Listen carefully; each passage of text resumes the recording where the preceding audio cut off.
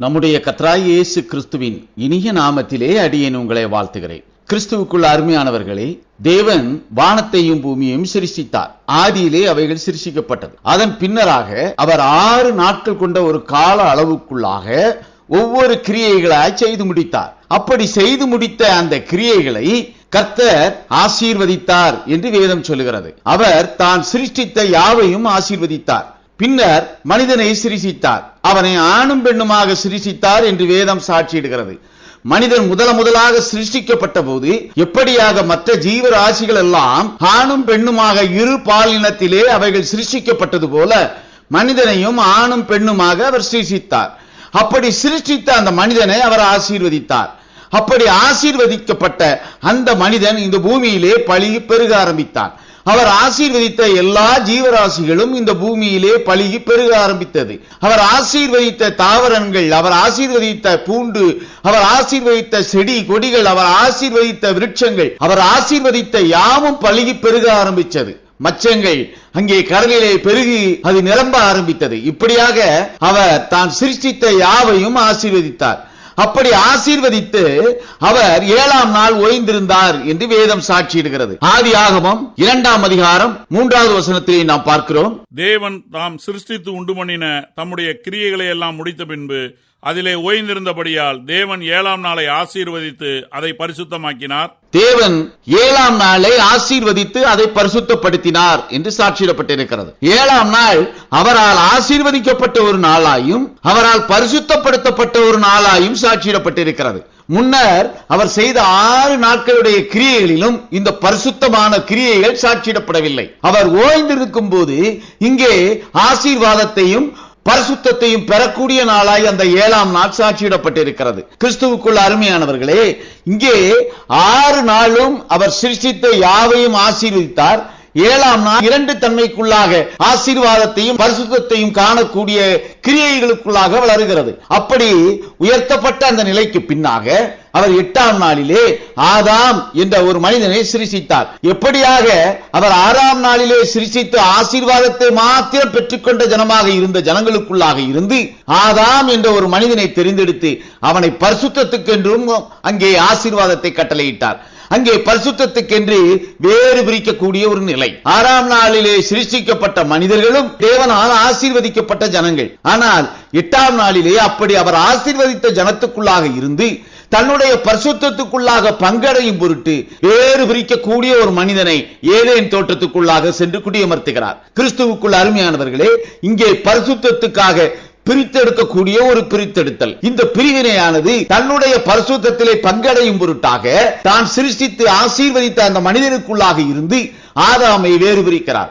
ஆதாம் அங்கே ஆசீர்வாதத்தை மாத்திரம் பெற்றவனாக இல்லை, அவன் பரிசுத்தத்துக்கென்றும் தெரிந்தெடுக்கப்பட்டவனாக மாறுகிறான். ஆதாமுடைய சந்ததி பரிசுத்தத்துக்கென்று வேறு பிரிக்கப்பட்ட சந்ததியாக சாட்சியிடப்பட்டிருக்கிறது. கிறிஸ்துவுக்குள் அருமையானவர்களே, வேதம் சாட்சியிடுகிறது இந்த பரிசுத்தமானது தெரிந்து கொள்ளின்படியாக கர்த்தர் பிரித்தெடுக்கக்கூடிய ஒரு பிரிவு. கிறிஸ்துவுக்குள் அருமையானவர்களே, தான் ஆசீர்வதித்த ஜனத்துக்குள்ளாக இருந்து அவர் தன்னுடைய பரிசுத்தத்துக்குள்ளாக வேறு பிரிக்கக்கூடிய ஒரு நிலைக்குள்ளாக வரக்கூடிய ஜனம் அவரால் முன்குறிக்கப்பட்ட ஜனமாகவும் அவரால் தெரிந்து கொள்ளப்பட்ட ஒரு ஜனமாகவும் சாட்சியிடப்பட்டிருக்கிறது. இப்படியாக பரிசுத்தத்துக்குள்ளாக அவர் பிரித்தெடுத்த அந்த ஜனமானது தேவ ஆசீர்வாதத்தை பெற்ற ஜென்ம சுபாவத்தாரிடமிருந்து எடுக்கப்பட்ட ஜனம். இந்த ஜனம் வேறு பகுதியிலிருந்து தானாக சிருஷ்டிக்கப்பட்டு அங்கே பரிசுத்தத்துக்காக உருவாக்கப்பட்டது அல்ல.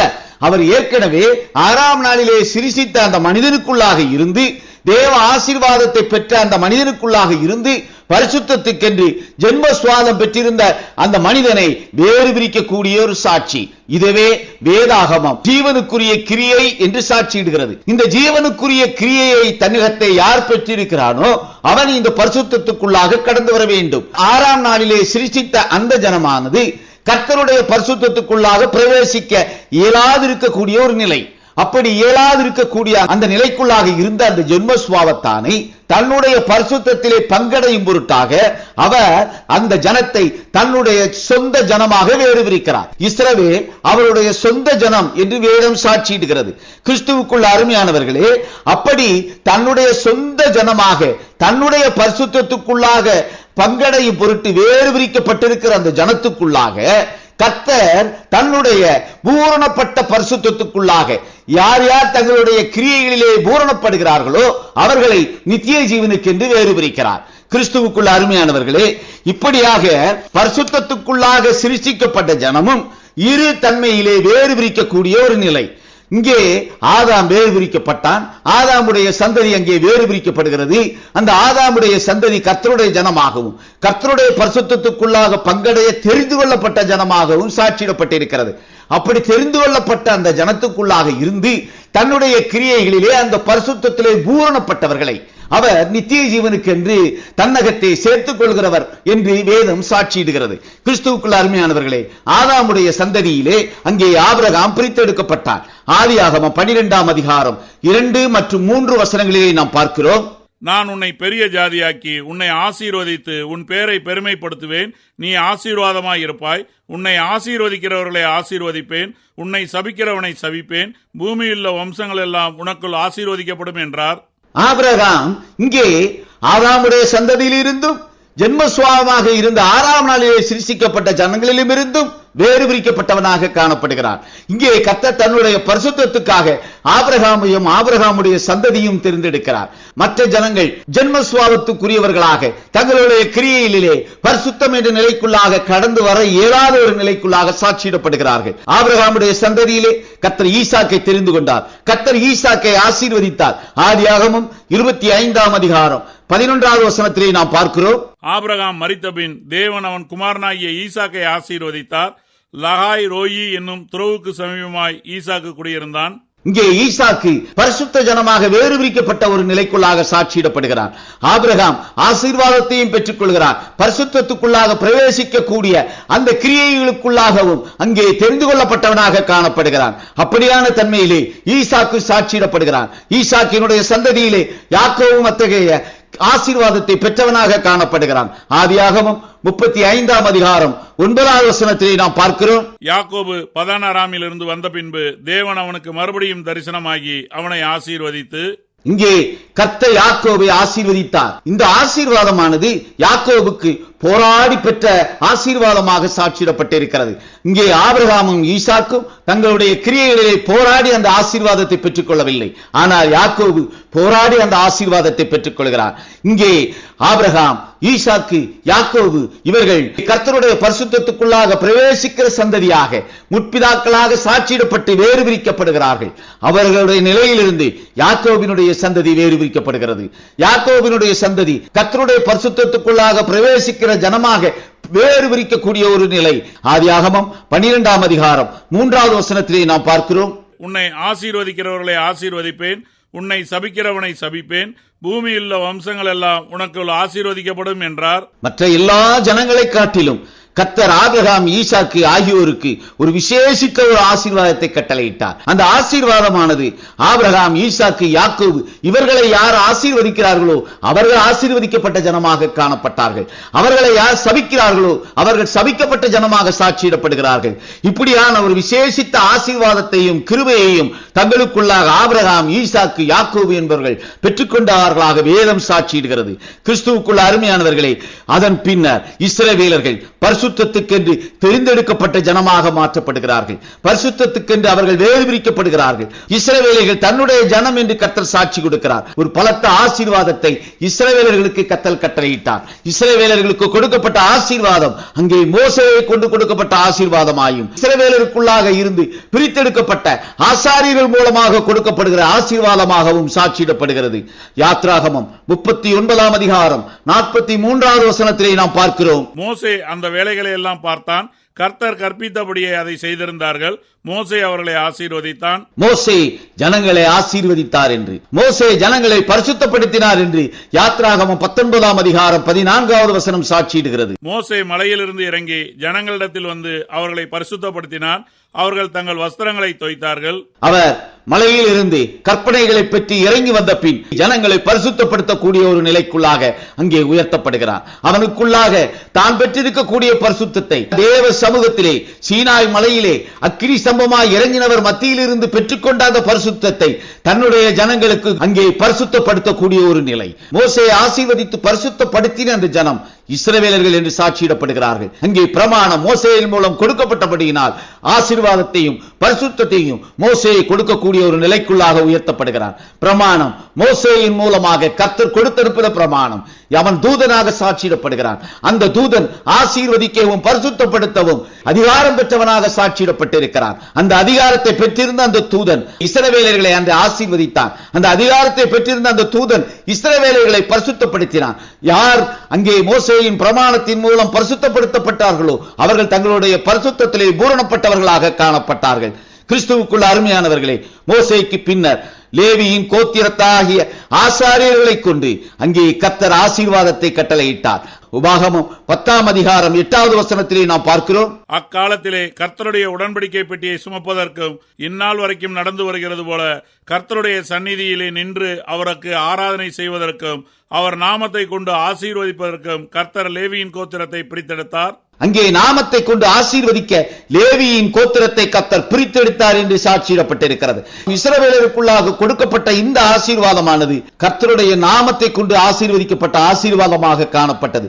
கர்த்தருடைய நாமம் இஸ்ரவேலர்கள் மத்தியிலே உயர்ந்திருக்கும் வரையிலும் அந்த நாமம் அவர்களை ஆசீர்வதிக்கிற நாமமாக காணப்பட்டது. அந்த நாமம் இஸ்ரவேலர்களை விட்டு கடந்து சென்ற பின் அந்த நாமம் அவர்களை ஆசீர்வதிக்கிற நாமமாக பரிசுத்தப்படுத்துகிற நாமமாக சாட்சியிடப்படவில்லை. கிறிஸ்துவுக்குள் அருமையானவர்களே, கர்த்தருடைய நாமத்துக்குரிய மகிமையை செலுத்துபவர்கள் ஆசீர்வாதங்களை பெற்றவர்களாகவும், கர்த்தருக்கு மகிமையை செலுத்தாதவன், கர்த்தருடைய நாமத்துக்கு மகிமையை செலுத்தாதவன் சாபங்களை பெற்றவனாகவும் அங்கே மல்கியா 2 அதிகாரம் 2வது வசனத்திலே சாட்சியிடப்பட்டிருக்கிறது. நீங்கள் கேளாமலும் என் நாமத்துக்கு மகிமையை செலுத்தும்படி இதை சிந்தியாமலும் இருந்தால் நான் உங்களுக்குள்ளே சாபத்தை அனுப்பி உங்கள் ஆசீர்வாதங்களையும் சாபமாக்குவேன். ஆம், நீங்கள் அதை சிந்தியாமற் போனதினால் அவைகளை சபித்தேன் என்று சேனைகளின் கர்த்தர் சொல்லுகிறார். இங்கே கர்த்தருடைய நாமத்தின் மூலம் ஆசீர்வாதம் கட்டளையிடப்பட்டிருக்கிறது. கர்த்தருடைய நாமம் அங்கே பரிசுத்தப்படுத்தக்கூடிய நாமமாக வேதம் சாட்சியிடுகிறது. யாத்ராகமம் 20 அதிகாரம் 24வது வசனத்திலே நாம் பார்க்கிறோம். மண்ணினாலே பலிபீடத்தை எனக்கு உண்டாக்கி அதன் மேல் உன் ஆடுகளையும் உன் மாடுகளையும் சர்வாங்க தகன பலியாகவும் சமாதான பலியாகவும் செலுத்துவாயாக. நான் என் நாமத்தை பிரஸ்தாபப்படுத்தும் எந்த ஸ்தானத்திலும் உன்னிடத்தில் வந்து உன்னை ஆசீர்வதிப்பேன். கர்த்தர் தன்னுடைய நாமத்தை பிரஸ்தாபப்படுத்தும் எந்த ஸ்தலத்திலும் வந்து நான் உங்களை ஆசீர்வதிப்பேன் என்று சாட்சி கொடுக்கிறார். அவர் தன்னுடைய நாமத்தை அங்கே மோசேயின் மூலம் வெளிப்படுத்தினார். மோசேயின் மூலம் வெளிப்படுத்தின அந்த நாமம் மோசேக்கு தூதன் மூலமாக கொடுத்தனுப்பப்பட்ட நாமம். அந்த நாமம் பிரமாணத்தை கொண்டு வந்து சேர்க்கிறது. அந்த நாமம் மோசேயின் பிரமாணம் என்று வேதம் சாட்சியிடுகிறது. அந்த பிரமாணத்தை அங்கே தன்னிடத்தை உடன்படிக்கை பெட்டியாக பெற்றிருந்த அந்த நாமத்தை பிரஸ்தாபப்படுத்தக்கூடிய ஸ்தலமாக எருசலேம் தேவாலயம் காணப்பட்டது. அப்படியாக காணப்பட்ட அந்த ஸ்தலத்தில் இருந்து ஆசீர்வாதம் இஸ்ரவேலருக்குள்ளாக கட்டளையிடப்பட்ட ஒரு நிலைக்குள்ளாக பார்க்கிறோம். கிறிஸ்துவுக்குள் அருமையானவர்களே, பிதாவினால் ஆசீர்வதிக்கப்பட்டவர்கள் வலதுபுறம் நிற்பவர்களாகவும் பிதாவினால் ஆசீர்வதிக்கப்படாத ஜனம் அங்கே இடதுபுறத்து மந்தையாகவும் சாட்சியிடப்பட்டிருக்கிறது. மத்தேயு 25 அதிகாரம் 34வது வசனத்திலே நாம் பார்க்கிறோம். அப்பொழுது ராஜா தமது வலது பக்கத்தில் நிற்பவர்களை பார்த்து, வாருங்கள், என் பிதாவினால் ஆசீர்வதிக்கப்பட்டவர்களே, உலகம் உண்டானது முதல் உங்களுக்காக ஆயத்தம் பண்ணப்பட்டிருக்கிற ராஜ்யத்தை சுதந்திரித்துக் கொள்ளுங்கள். கர்த்தருடைய நாமத்தை பிரஸ்தாபப்படுத்துகிற தலத்திலே அங்கே ஆசீர்வாதத்தை பெற்றுக்கொண்ட அந்த ஜனம் இரு பிரிவுள்ள ஜனமாக வேறு பிரிக்கப்படுகிறது. இஸ்ரவேலர்கள் கர்த்தருடைய பரிசுத்தத்துக்குள்ளாக தெரிந்தெடுக்க அங்கே கர்த்தரால் முன்குறிக்கப்பட்ட ஜனம். அப்படி கர்த்தரால் பரிசுத்தத்துக்காக தெரிந்து கொள்ளப்பட்ட அந்த ஜனம் தன்னுடைய கிரியைகளிலே பூரணப்பட வேண்டும் என்பதற்காக அந்த பரிசுத்தம் பிரமாணமாக சாட்சியிடப்படுகிறது. அப்படி சாட்சியிடக்கூடிய அந்த பிரமாணத்தை பின்பற்றுகிறவன் வலதுபுறம் நிற்கக்கூடிய மந்தையாகவும் இடதுபுறம் நிற்கக்கூடிய அந்த கிரியைகளுக்குரியவன் தன்னுடக்கென்று கட்டளையிடப்பட்டிருக்கிற அந்த பிரமாணத்தை அவன் செயல்படுத்தாதவனாக காணப்படுகிறவனாகவும் காணப்படுகிறான். வலதுபுறத்திலே நிற்கிறவர்கள் பிதாவினால் ஆசீர்வதிக்கப்பட்டவர்கள். அவர்கள் மகா பரிசுத்த ஸ்தலமாகிய கர்த்தருடைய ராஜ்யத்துக்குள்ளாக பிரவேசிக்கக்கூடிய கிருபையை பெற்றவர்களாக காணப்படுகிறார்கள். கிறிஸ்துவுக்குள்ள அருமையானவர்களே, கர்த்தருடைய ஆசீர்வாதம் அவருடைய நாமத்தின் மூலம் கட்டளையிடப்பட்டிருக்கிறது. கர்த்தருடைய ஆசீர்வாதம் அவருடைய நாமத்தை பிரஸ்தாபப்படுத்தக்கூடிய ஸ்தலத்திலிருந்து சாட்சியிடப்பட்டது. கிறிஸ்துவுக்குள்ள அருமையானவர்களே, கர்த்தருடைய கற்பனைகளுக்கு கீழ்ப்படுகிறவர்களை கர்த்தர் ஆசீர்வதிக்கிறார். வேதம் சாட்சியிடுகிறது. உபாகமம் 11 அதிகாரம் 27வது வசனத்திலே நாம் பார்க்கிறோம். இன்று நான் உங்களுக்கு கற்பிக்கிற உங்கள் தேவனாகிய கர்த்தரின் கற்பனைகளுக்கு கீழ்ப்படிந்தீர்களானால் ஆசீர்வாதமும். அப்படி கர்த்தருடைய வார்த்தைக்கு கர்த்தருடைய பிரமாணத்துக்கு கீழ்ப்படுகிறவர்கள் கர்த்தருடைய ஆசீர்வாதத்தை பெற்றுக் கொண்டார்கள். அப்படி கர்த்தருடைய ஆசீர்வாதத்தை பெற்றுக்கொண்ட அந்த ஜனங்களுக்குள்ளாக பரிசுத்தத்துக்குரிய ஒரு கிரியை சாட்சியிடப்பட்டிருக்கிறது. யாத்திராகமம் 22 அதிகாரம் 31வது வசனத்திலே நாம் பார்க்கிறோம், நீங்கள் எனக்கு பரிசுத்த மனுஷராய் இருக்க கடவீர்கள், வெளியிலே பீருண்ட மாம்சத்தை புசியாமல் அதை நாய்களுக்கு போட்டு விடுங்கள். இங்கே கற்பனைகளுக்கு கீழ்ப்படுகிறவன் ஆசீர்வாதத்தை பெற வேண்டும். கர்த்தருடைய ஜனமாய் அங்கே பரிசுத்த தன்மைக்குள்ளாக வேறு பிரிக்கப்பட்டிருக்கிற அந்த ஜனம் கற்பனையை பின்பற்றி நடக்கும் பொழுது அவர்கள் பரிசுத்தராக, பரிசுத்த மனுஷராக சாட்சியிடப்படுகிறார்கள். பீருண்ட மாமிசத்தை நீ புசிக்காதே, இது அங்கே கற்பனைகள் ஒன்றாக சாட்சியிடப்பட்டிருக்கிறது. இது மோசேயின் பிரமாணத்திலே சாட்சியிடப்படக்கூடிய சாட்சியாக காணப்படுகிறது. இந்த சாட்சி இஸ்ரவேலருக்குள்ளாக கர்த்தர் மற்ற ஜனத்திலிருந்து பரிசுத்தத்துக்காக தெரிந்தெடுத்த அந்த ஜனத்துக்குள்ளாக பிரமாணமாக, கற்பனையாக சாட்சியிடப்பட்டிருக்கிறது. இந்த கற்பனையை பின்பற்றினவன் அங்கே தன்னுடைய கிரியையிலே பூரணப்பட்டவனாக காணப்படுகிறான். அப்படி தன்னுடைய கிரியைகளிலே பூரணப்பட்டவனாக காணப்படுகிறவன் மகா பரிசுத்த ஸ்தலமாகிய கர்த்தருடைய ராஜ்யத்துக்குள்ளே பிரவேசிக்க முன்குறிக்கப்பட்டவனாக காணப்படுகிறான். கிறிஸ்துவுக்குள் அருமையானவர்களே, எப்படியாக பழைய ஏற்பாட்டிலே ஆசீர்வாதமும் பரிசுத்தமும் அங்கே இஸ்ரவேலருக்குள்ளாக சாட்சியிடப்பட்டதோ அதே போலத்த ஒரு கிரியை அங்கே புதிய ஏற்பாட்டு காலத்திலும் பிரஜாதிகளாகிய நமக்கு கட்டளையிடப்பட்டிருக்கிறது. கலாத்தியர் 3 அதிகாரம் 14வது வசனத்திலே நாம் பார்க்கிறோம், ஆபிரகாமுக்கு உண்டான ஆசீர்வாதம் கிறிஸ்து இயேசுவினால் பிரஜாதிகளுக்கு வரும்படியாகவும் ஆவியை குறித்து சொல்லப்பட்ட வாக்குத்தத்தத்தை நாம் விசுவாசத்தினாலே பெரும்படியாகவும் இப்படியாயிற்று. ஆபிரகாமுக்கு உண்டான ஆசீர்வாதம் இயேசு கிறிஸ்துவினால் பிரஜாதிகளுக்கு என்று சாட்சியிடப்பட்டிருக்கிறது. இயேசு கிறிஸ்துவின் மூலம் இங்கே ஆபிரகாமுக்கு கொடுக்கப்பட்ட அந்த ஆசீர்வாதம் நமக்கு கட்டளையிடப்பட்டிருக்கிறது. ஆபிரகாமுக்கு கொடுக்கப்பட்ட ஆசீர்வாதத்துக்குள்ளாக நாம் கடந்து வர அங்கே இயேசு கிறிஸ்து என்ற நாமம் பிரதான நாமமாக உயர்த்தப்பட்டிருக்கிறது. இயேசு கிறிஸ்து மீது, குமாரன் மீது நாம் வைக்கக்கூடிய அந்த விசுவாசம் நம்மை ஆசீர்வதிக்கப்பட்ட ஜனமாக மாற்றுகிறது. இங்கே கிறிஸ்தவர்கள் ஆசீர்வதிக்கப்பட்ட ஜனம், அவர்கள் மற்ற ஜனத்திலிருந்து வேறு பிரிக்கப்பட்ட ஜனம். அந்த ஜனம் கர்த்தருடைய பரிசுத்தத்துக்காக வேறு பிரிக்கப்பட்ட ஜனம். எப்படியாக 6 நாட்களிலும் ஆசீர்வாதத்துக்குரிய கிரியைகளை மாத்திரம் இந்த பூச்சக்கரத்திலே தேவன் அங்கே நிறைவேற்றினவராக காணப்பட்டாரோ அதே போல ஆசீர்வாதத்தை மாத்திரம் பெற்றுக் கொள்ளக்கூடிய தன்மையிலே இருந்த பிரஜாதிகளாகிய நாம் இங்கே பரிசுத்தம் என்ற நிலைக்குள்ளாக அவர் 7ஆம் நாள் ஓய்ந்திருந்து அந்த நாளை ஆசீர்வதித்து பரிசுத்தப்படுத்தியது போல அந்த பரிசுத்தத்துக்குள்ளாக நாம் கடந்து வர நமக்கு இயேசு கிறிஸ்து என்ற நாமத்தின் மூலம் கிருபையை கட்டளையிட்டு இருக்கிறார். நமக்கு கர்த்தராகிய இயேசு கிறிஸ்து என்ற நாமத்தின் மீது வைக்கக்கூடிய விசுவாசமே அந்த பரிசுத்தத்துக்குள்ளாக வேறு பிரிக்கப்பட்ட நிலைக்குள்ளாக நம்மை கொண்டு செல்கிறது. கிறிஸ்துவுக்கு அருமையானவர்களே, பிதாவின் நாமமாய் உயர்த்தப்பட்ட கர்த்தராகிய இயேசு கிறிஸ்துவின் நாமம் அங்கே பிரமாணத்தை கட்டளையிடக்கூடிய நாமமாக சாட்சியிடப்படுகிறது. அந்த பிரமாணமானது 7 சபை காலங்களிலும் 7 சபை பிரமாணமாக சாட்சியிடப்பட்டது.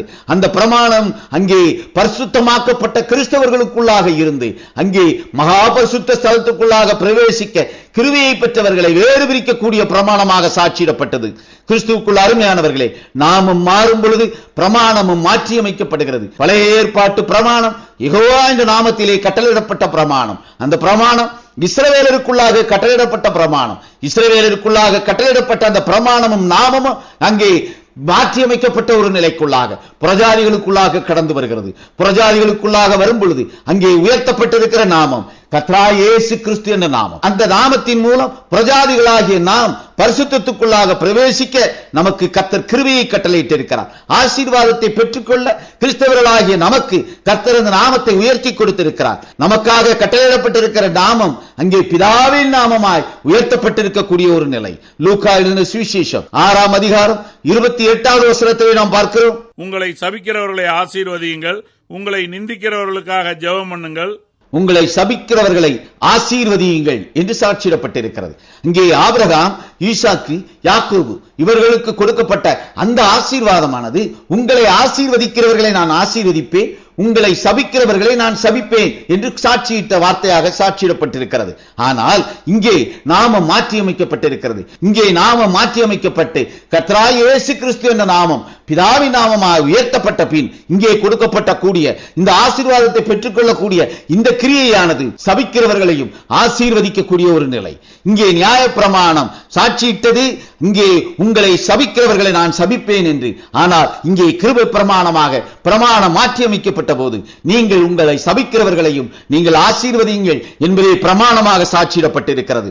அப்போஸ்தலனாகிய பவுல் ரோமாபுரியாருக்கு எழுதின நிருபம் 12ஆம் அதிகாரம் 14வது வசனத்திலே நாம் பார்க்கிறோம், உங்களை துன்பப்படுத்துகிறவர்களை ஆசீர்வதியுங்கள், ஆசீர்வதிக்க வேண்டியதே அன்றி சபியாதிருங்கள். இங்கே அப்போஸ்தலனாகிய பவுல் சாட்சி கொடுக்கிறார், உங்களை துன்பப்படுத்துகிறவர்களை நீங்கள் ஆசீர்வதியுங்கள் என்று.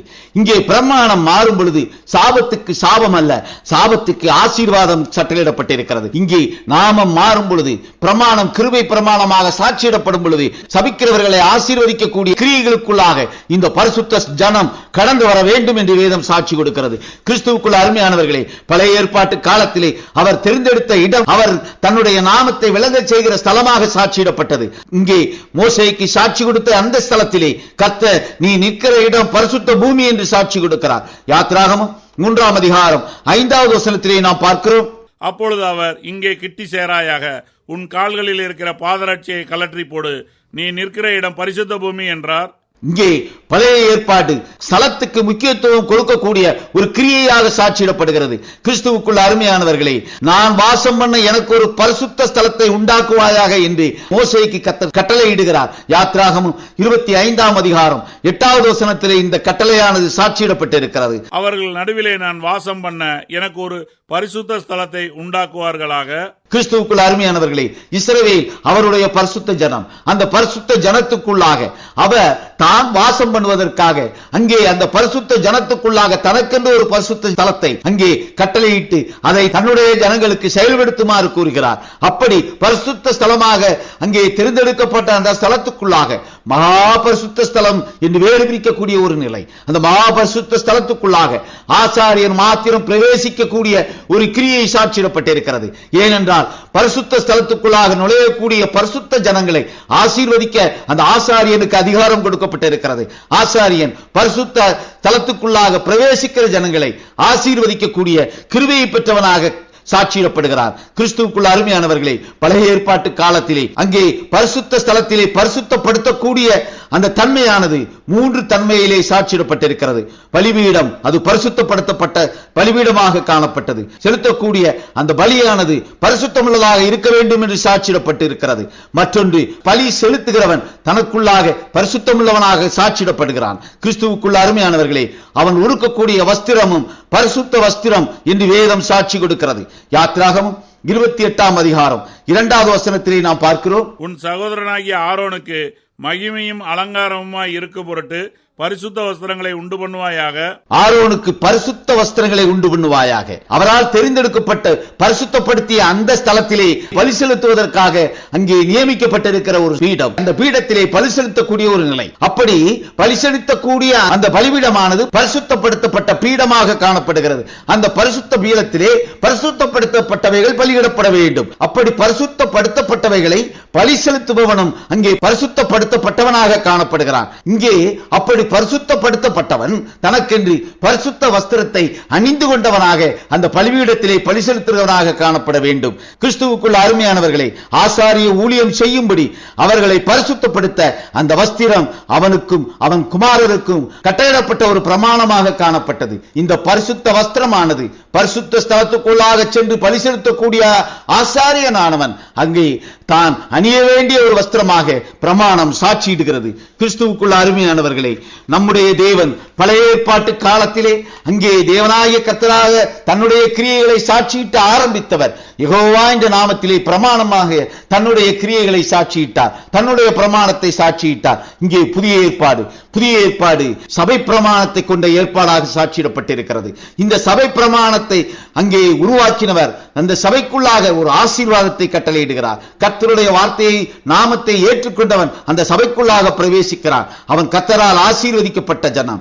அப்படி கர்த்தரால் ஆசீர்வதிக்கப்பட்ட அந்த பரிசுத்த ஜனத்துக்குள்ளாக கர்த்தர் மகா பரிசுத்த ஸ்தலத்துக்குள்ளாக தன்னுடைய ராஜ்யத்துக்குள்ளாக பிரவேசிக்கக்கூடிய ஜனத்தை அங்கே பிரமாணத்தின் மூலம் வேறு பிரிக்கிறார். கிறிஸ்துவுக்குள் அருமையானவர்களே, ஆபிரகாமுடைய சந்ததி பூமியின் வம்சங்களுக்கு எல்லாம் ஆசீர்வதிக்கப்பட்ட ஜனமாக அங்கே சாட்சியிடப்பட்டிருக்கிறது. இது ஆபிரகாமுக்கு கர்த்தர் கொடுத்த ஆசீர்வாதம்.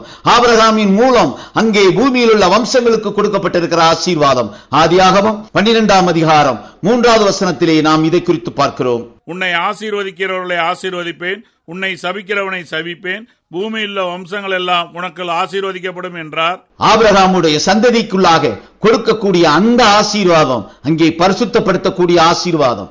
அந்த ஆசீர்வாதம் இம்மைக்கு மாத்திரமல்ல, மறுமையின் நித்திய ஜீவனுக்குள்ளாகவும் பிரவேசிக்கக்கூடிய ஸ்தலத்தை திறந்து கொடுக்கக்கூடிய ஆசீர்வாதம். அந்த ஆசீர்வாதம் ஆபிரகாமுடைய சந்ததிக்கு மாத்திரம் கர்த்தரால் கட்டளையிடப்பட்டது. அங்கே கர்த்தத்துவத்துக்குள்ளாக கட்டளையிடப்பட்ட அந்த கிரியைக்குரியாக ஜனமாக தெரிந்தெடுக்கப்பட்ட அந்த ஜனம் அங்கே ஆபிரகாமுடைய சந்ததி. ஆபிரகாமுடைய சந்ததியாக நாமும் மாற இயேசு கிறிஸ்து என்ற நாமம் உயர்த்தப்பட்டு அந்த நாமத்துக்குள்ளாக வைக்கக்கூடிய விசுவாசத்தின் மூலம் நாம் ஆபிரகாம் பெற்றுக்கொண்ட அந்த ஆசீர்வாதத்துக்குள்ளாக பிரவேசிக்கிறோம் என்று பவுலும் சாட்சி கொடுக்கிறார். கிறிஸ்துவுக்குள் அருமையானவர்களே, பரிசுத்தவான்களுடைய சபையிலே உம்முடைய உண்மை விளங்கும் என்று சங்கீதக்காரன் பாடுகிறான். சங்கீதம் 89:5 இதை நாம் குறித்து பார்க்கிறோம். கர்த்தாவே, வானங்கள் உம்முடைய அதிசயங்களை துதிக்கும், பரிசுத்தவான்களின் சபையிலே உம்முடைய உண்மையும் விளங்கும். பரிசுத்தவான்களுடைய சபையிலே உம்முடைய உண்மை, உம்முடைய சத்தியம் விளங்கும் என்று சாட்சியிடப்பட்டிருக்கிறது. சபையிலே சத்தியம் சாட்சியிடப்பட்டிருக்கிறது. சத்தியத்தை சாட்சியிடக்கூடிய சபையானது பரிசுத்தத்துக்குள்ளாக பிரித்தெடுக்கப்பட்ட அந்த ஜனம் நித்திய ஜீவனை பெறக்கூடிய மகா பரிசுத்த ஸ்தலத்துக்குள்ளே செல்லக்கூடிய ஆசீர்வாதத்தை பெற்ற ஜனமாக சாட்சியிடப்பட்டிருக்கிறது.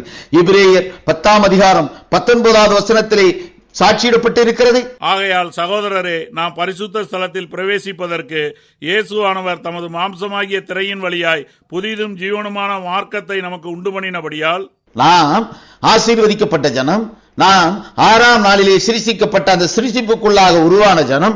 இப்படி உருவான இந்த ஜனமானது இங்கே பரிசுத்த ஸ்தலத்துக்குள்ளாக பிரவேசிக்க இயேசு கிறிஸ்துவின் மாம்ச சரீரத்தின் வழியாய் ஒரு புதிய மார்க்கம் உண்டாக்கப்பட்டது என்று சாட்சியிடப்பட்டிருக்கிறது. இயேசு கிறிஸ்து என்ற அவருடைய மாம்ச சரீரத்திலே நாம் வைக்கக்கூடிய விசுவாசமே இந்த புதிய மார்க்கத்துக்குள்ளாக நம்மை கொண்டு சேர்க்கும். நாம் இங்கே ஆசீர்வதிக்கப்பட்ட ஜனத்திலிருந்து பரிசுத்தமாக்கப்பட்ட ஜனமாக மாறுவதற்கு அவருடைய மாம்ச சரீரத்தின் மீது நமக்கு விசுவாசம் வேண்டும். அந்த மாம்ச சரீரத்தின் மீது வைக்கக்கூடிய விசுவாசமே நாம் பரிசுத்த ஜனமாக மாற நமக்கு கிருபையை கொண்டு வந்து சேர்த்திருக்கிறது. அப்படி கிருபையை பெற்றிருக்கக்கூடிய பரிசுத்தத்துக்குள்ளாக வந்த ஜனம் சபை பிரமாணத்தின் மூலம் அங்கே பரிசுத்தமாக்கப்பட்ட அந்த ஜனத்துக்குள்ளாக வேறு விரிக்கப்பட்ட வலதுபுறத்து மந்தையாக சாட்சியிடக்கூடிய ஒரு கிரியைக்குள்ளாக பிரவேசிக்கிறது. கிறிஸ்துவுக்குள் அருமையானவர்களே, சபை கர்த்தரால் அபிஷேகம் பண்ணப்பட்ட தூதரை கொண்டு வேறு விரிக்கப்பட்ட சபையாக காணப்படுகிறது. கர்த்தர் தன்னுடைய ஜனமாக தன்னுடைய சபையாக இருக்க அங்கே தன்னுடைய வார்த்தையும் பிரமாணத்தையும் கொண்டு வேறு விரிக்கிறார். 2 பேதுரு 1:21 நாம் பார்க்கிறோம். தீர்க்க தரிசனமானது ஒரு காலத்திலும் மனுஷருடைய சித்தத்தினாலே உண்டாகவில்லை. தேவனுடைய பரிசுத்த மனுஷர்கள் பரிசுத்த ஆவியினாலே ஏவப்பட்டு பேசினார்கள். தீர்க்க தரிசனமானது தேவனுடைய பரிசுத்த மனுஷர்கள் பரிசுத்த ஆவியினால் ஏவப்பட்டு பேசினார்கள். இங்கே தீர்க்க தரிசனம் சாட்சியிடுகிறது. பரிசுத்த ஆவியை கொண்டு அவர்கள் தீர்க்க தரிசனம் உரைத்தார்கள். இங்கே சபையை நடத்தக்கூடிய இந்த சுவிசேஷ காரியத்திலே இங்கே தங்களுடைய கிரியைகள் அந்த சபை தூதனுடைய கிரியைகளாக இருக்கும் பொழுது அதை சாட்சியிடக்கூடிய நிலை பரிசுத்த ஆவியை பெற்றுக்கொள்ளக்கூடிய ஒரு நிலையாக சாட்சியிடப்படுகிறது.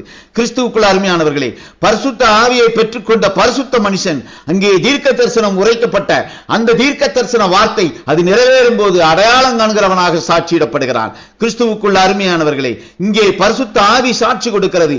தீர்க்க தரிசிகள் மூலமாக முன்னறிவித்த அந்த நிகழ்வு அது நிகழும் போது அந்த ஆவி அங்கே நிகழ்ந்து கொண்டிருக்கிற காரியத்தை அங்கே சாட்சியிடக்கூடிய ஒரு நிலை. கிறிஸ்துவுக்குள் அருமையானவர்களே, சுவிசேஷத்தை கொண்டு பரிசுத்தப்படுத்தக்கூடிய ஒரு நிலை. இந்த சுவிசேஷம் பரிசுத்தப்படுத்தும். 2 தன்மையான சுவிசேஷங்களை குறித்து பார்த்திருக்கிறோம்.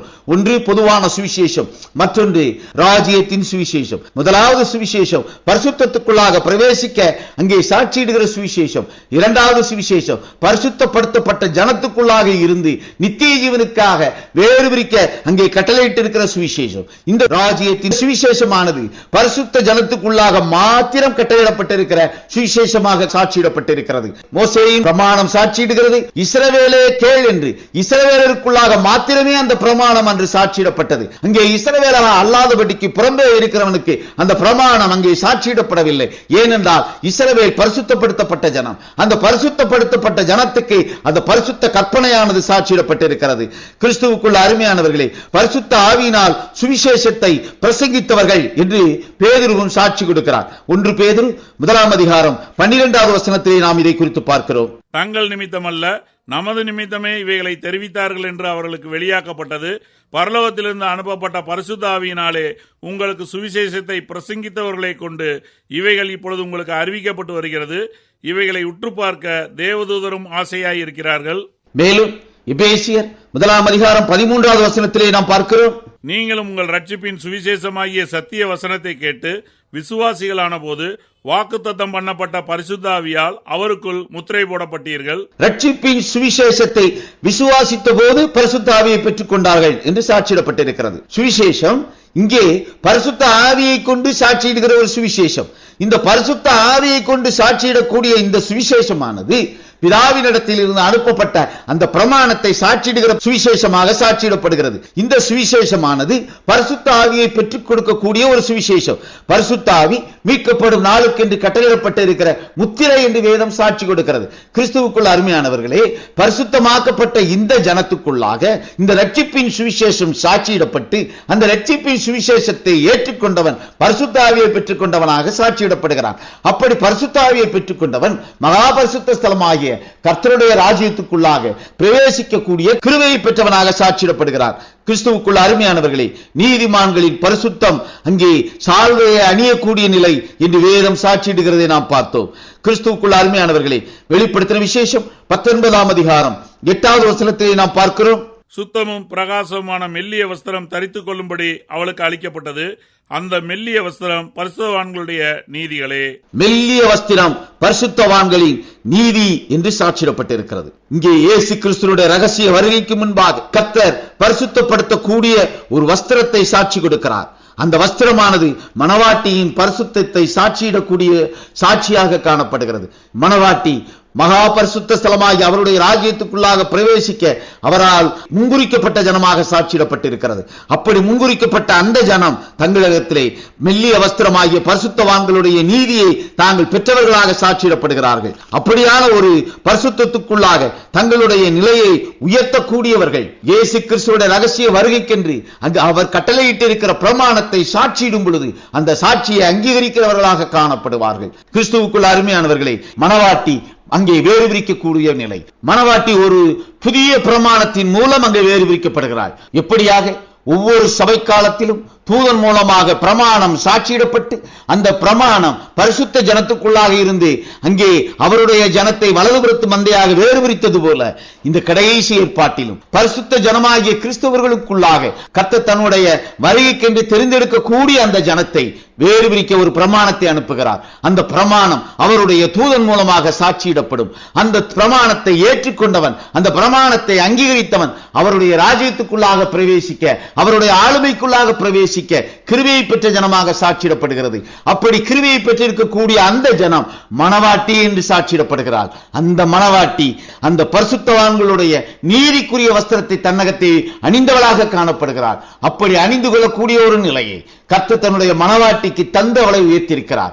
அப்படியான ஒரு கிரியைகளுக்குள்ளாக நாம் கடந்து வர தேவ சமூகத்திலே நம்மை ஒப்புக் கொடுப்போம். கர்த்தர் பெரிய காரியங்களை செய்வார். ஆமென், ஆமென்.